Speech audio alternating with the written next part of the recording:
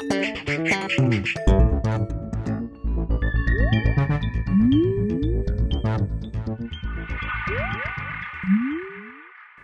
everyone and welcome to the Vortex where lies and falsehoods are trapped and exposed. I'm Michael Voris.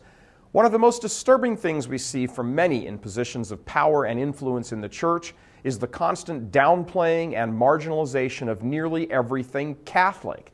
Catholic identity is being erased. Case in point, big case in point. As many people know, a junior at Notre Dame died this last week when a scissor lift he was on filming football practice blew over in fierce winds. His name was Declan Sullivan, and he was 20 years old. May God rest his soul. At the football game against Tulsa a few days later, this past Saturday in fact, a prayer was offered for Declan. At least that's what you would expect, but it didn't happen. First, just before the game and on national television and a stadium crowd of over 80,000, the stadium announcer asked for a moment of silence in memory of Declan. What a politically correct waste of time. A moment of silence in his memory? What is that? What does that accomplish? The answer is nothing.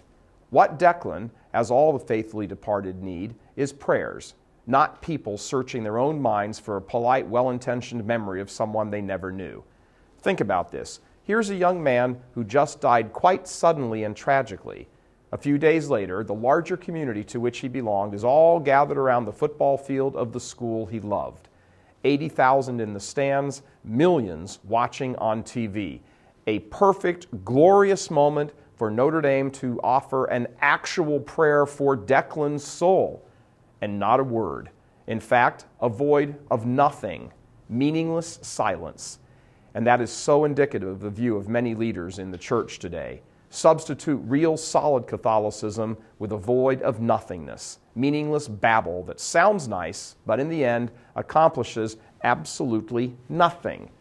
Can any of the leadership at Notre Dame offer one solitary word of explanation as to how Declan would have benefited from that moment of nothingness? But if 80,000 people, presumably a large number of them Catholic, would have said an eternal rest for him, an actual prayer that draws down the mercy and grace of God on our dead brother, think of the inestimable graces that could have been afforded Declan. Why doesn't Notre Dame actually pray for the dead? Could it be they don't want to offer offense to some of the living, don't want to stress and put into practice that ancient Catholic tradition of praying for the dead for fear of offending someone who isn't Catholic? Hey, ND, here's a news flash. It's a Catholic school. Pray for the dead. Then in a move that could only be seen as rubbing salt in the wounds, Father Jenkins, the president of Notre Dame, he who invited Obama there, got on the public address system and offered a prayer for Declan's family and friends, but again, not a prayer for Declan, not a solitary breath for a soul who, like all of us, most likely needs our prayers because of being in purgatory. The rambling prayer offered by Jenkins could have just as easily been offered by any Protestant minister. The priest didn't even begin the prayer with the sign of the cross or end it with it either. Since Notre Dame's leadership chose to reject the opportunity to actually pray for Declan, we're going to ask you to join in with us now in a time-honored Catholic prayer for Declan.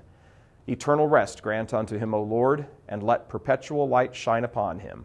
May he and the souls of all of the faithful departed rest in peace. Amen.